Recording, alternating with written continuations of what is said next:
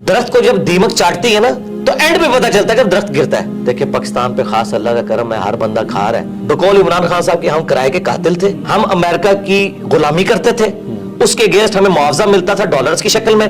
تو ضیاء کا دور بڑا خوشحال تھا, حالانکہ کوئی ترقی نہیں ہوئی اس دور کے اندر. پاکستان میں پاورٹی سرکل سے باہر نکلنے کا واحد ذریعہ اب تعلیم رہ گئی ہے. اس کا جیک لگتا ہے نا, یورپ امریکہ میں چلا جائے اعلیٰ تعلیم کے لیے, وہاں سے ریمیٹنس اس ملک کو بھیجے. اس ملک میں اب عام بچوں کے لیے کوئی نوکریاں نہیں ہیں. یقین کریں پی ایچ ڈی بچے اور بچیاں 30-40 ہزار کی نوکریاں کر رہی ہیں. باقی آپ گورنمنٹ سے, اسٹیبلشمنٹ سے, پولیٹیشین سے کوئی امید نہ رکھیں. اچھا سر, ابھی ذکر کیا چونکہ آپ نے واصف صاحب کا, تو ایک ان کا جملہ ہم سنتے ہیں کہ پاکستان نور ہے اور نور کو زوال نہیں ہے. اب لیکن میں فلسفیکلی آپ سے پوچھنا چاہ رہا ہوں کہ قوموں کا رائز اینڈ فال ہوتا ہے. تو میں تو ایز اے 40 سال میری عمر ہے, میں نے بھی دیکھا ہے, ہم نے تو اس سماج پہ رائز دیکھا نہیں ہے. تو ہمیں تو لگتا ہے اب یہ ڈکلائن ہی ہے, یہ تو واحد قوم ہوگی جس پہ رائز آیا نہیں اور فال پہلے آ گیا. جی دیکھیں یہ سارے جذباتی جملے ہیں, ہم اس میں بلیو نہیں کرتے. یہ لوگوں کی جذباتی خواہشات ہیں. ہم بچپن سے سن رہے تھے, دیکھیں پاکستان پہ خاص اللہ کا کرم ہے, ہر بندہ کھا رہا ہے اور پاکستان ختم نہیں ہو رہا, چل رہا ہے. حالانکہ ختم ہو رہا تھا میرے بھائی. وہ آخری وقت میں پتا چلتا ہے کہ 4 سٹیج کینسر آیا ہوا ہے. درخت کو جب دیمک چاٹتی ہے نا تو اینڈ پہ پتا چلتا ہے جب درخت گرتا ہے. ہم تو اس وقت بھی کہہ رہے تھے کہ یار ایسا نہیں ہے, اس کو روحانیت کے ساتھ نہ جوڑیں. لیس للانسان الا ما سعی, اللہ نے دنیا کو اسباب کے ساتھ جوڑا ہے, انسان کے لیے وہی ہے جس کی وہ کوشش کرتا ہے. ایسے نہیں ہوگا. آپ اگر سردیوں میں ٹھنڈے فرش کے اوپر ننگے پاؤں پھیریں گے تو انشاءاللہ ضرور بیمار ہوں گے. آپ بسم اللہ پڑھ کے ساکٹ میں 2 انگلیاں دیں گے تو انشاءاللہ ضرور موت کا شکار ہوں گے. یہ کون سا آپ نے دین بنایا ہوا ہے کہ جی وہ جی اللہ تعالیٰ کا خاص کرم ہے. اللہ تعالیٰ نے تو, اللہ کا تو کوئی رشتہ دار نہیں ہے, سیدھی سی بات ہے.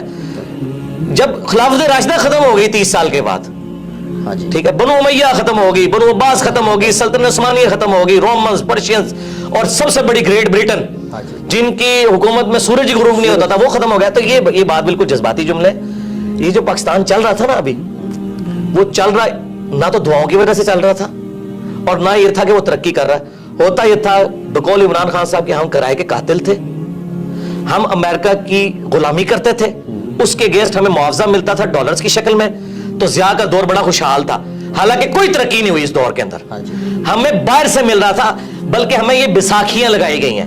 مشرف کے دور میں کہتے ہیں جی دیکھیں 10 سال تک 60 پہ رہا ڈالر. وہ اس لیے نہیں رہا کہ مشرف نے کوئی یہاں فیکٹریاں لگا دی ہیں, یہ کچھ کنٹریبیوٹ کیا اس نیشن کو.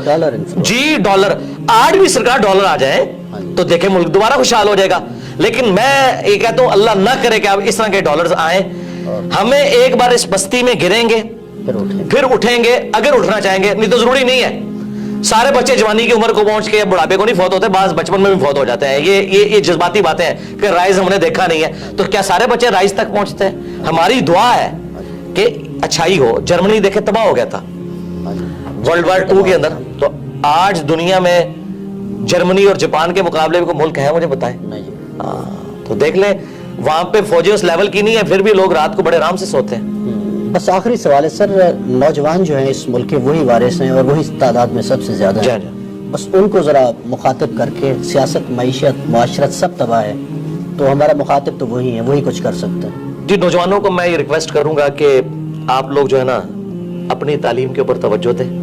پاکستان میں پاورٹی سرکل سے باہر نکلنے کا واحد ذریعہ اب تعلیم رہ گئی ہے. جس کا جیک لگتا ہے نا, یورپ امریکہ میں چلا جائے اعلیٰ تعلیم کے لیے, وہاں سے ریمیٹنس اس ملک کو بھیجے. اس ملک میں اب عام بچوں کے لیے کوئی نوکریاں نہیں ہیں. یقین کریں پی ایچ ڈی بچے اور بچیاں 30-40 ہزار کی نوکریاں کر رہی ہیں ڈیٹا انٹری آپریٹر کے طور پہ. اور اتنا دکھ ہوتا ہے جس کے پاس ریسورسز ہیں, جسے اسکالرشپ ملتا ہے, ملک سے نکلے اور یہاں پہ ریمیٹنس بھیجیں. میں یہ نہیں کہہ رہا کہ آپ ملک ہی چھوڑ دیں, یہاں پہ اپنے ریمیٹنس بھیجیں, اس ملک کی ترقی میں آپ کردار ادا کریں. اور یہ کوئی عیب والی بات نہیں ہے.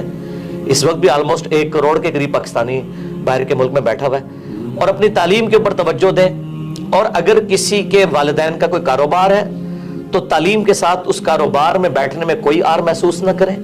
یقین کریں کتنے ان پڑھ لوگ ہیں جنہوں نے ہزاروں پڑھے لکھے نوجوانوں کو جابز دی ہوئی ہیں. آپ اپنے سرکمسٹانسز کو دیکھ کے نا جو بیسٹ پرفارم کر سکتے ہیں کریں, محنت سے جی نہ چرائیں, اور آپ جتنی اپنی ایفرٹ پٹ کر سکتے ہیں نا اپنا مستقبل بنانے کے لیے وہ کوشش کریں.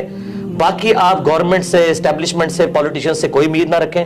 بالکل کوئی دور دور تک حالات و واقعات یہاں نظر نہیں آ رہے ہیں. جس کا کوئی جیک لگتا ہے بھائی یہاں سے نکلیں, اور یہاں آپ पैसा भेजे। मैं निकलना वो वाला नहीं कह रहा जी इनको छोड़ दे सरने के लिए, ये मैं नहीं कह रहा।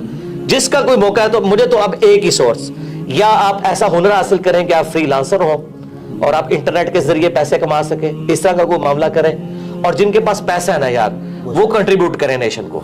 यार पैसे वाले लोग कम से कम सोलर अपने घरों पे लगवाएं ताकि गरीब लोगों को वापडा की बिजली सस्ती मिले।